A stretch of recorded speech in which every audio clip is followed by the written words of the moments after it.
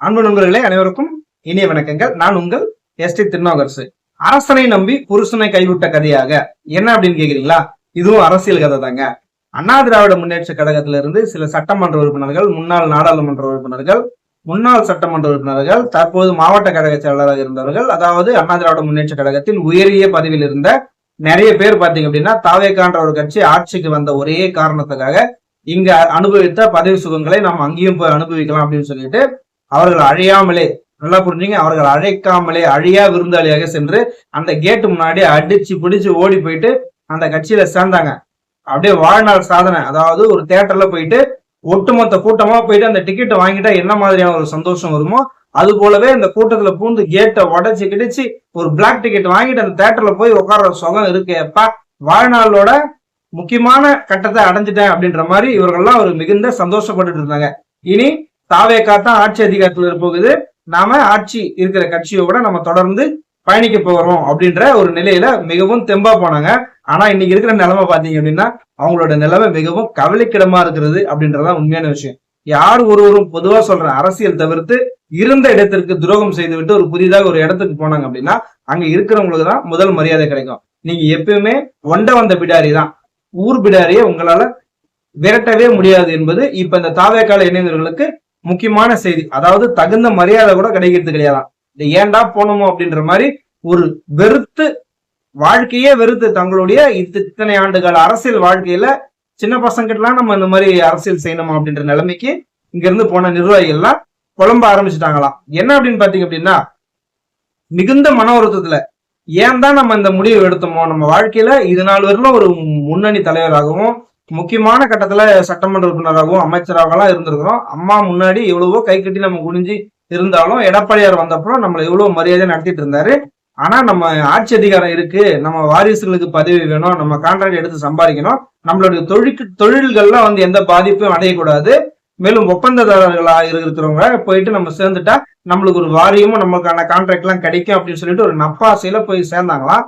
ஆனா முக்கியமான விஷயம் என்னன்னு பாத்தீங்கன்னா, அங்க சேரும் போது, அதாவது முண்டி அடித்து கொண்டு அங்க போயிட்டு சேர்ந்தாங்க இல்லைங்களா, அன்னைக்கு கிடைக்கிறது ஒரு நாள் மரியாதை, அவ்வளவுதான். அதுக்கப்புறம் அவர்கள் அங்கேயே வந்து குடியிருக்க போறதுல பணியூர் ஆபீஸ்ல, அதுக்கப்புறம் திருவண்ணாமலையோ விழுப்புரமோ கடலூரோ அந்தந்த மாவட்டத்துக்கு போய் தான் வேணும். அந்தந்த மாவட்டத்துல யாரு ஒன்றிய செயலரோ யாரு மாவட்ட செயலரோ அவர்களை மீறி இவர்களால ஒண்ணுமே செய்ய முடியாது என்பதுதான் நிதர்சனமான உண்மை. ஏன்னா இவர்கள் போயிட்டு அவங்களுக்கு மாவட்ட செயலரோ இல்ல ஒன்றிய செயலரோ பதவி தரமாட்டாங்க அவ்வளவு சீக்கிரம். ஏன்னா இவங்க போனவங்கள எந்த மாதிரி நடத்துறாங்க அப்படின்னு பாத்தீங்க அப்படின்னா, ஒரு கட்சி ஆபீஸுக்கோ இல்ல எம்எல்ஏ ஆபீஸுக்கோ போனா இவர்கள் வந்து வாசல்லையே நிக்க வச்சு பேசி அனுப்பிச்சிடுறாங்களாம். என்ன ஏதுன்னு கூட கண்டுக்க மாட்டேன்றாங்களாம். அந்த அளவுக்கு, அதாவது ஏன்டா வந்த, உன்னை ஏன்டா கூப்பிட்டான் அப்படின்ற நிலைமையில இவங்கள வச்சுட்டு இருக்காங்களாம். மேலும் ஒரு தண்ணி குடிக்கிறதுக்கு தண்ணி கூட கொடுக்கறது இல்லையா, அந்த அளவுக்கு ஒரு கேவலமா நடத்துறாங்களாம்.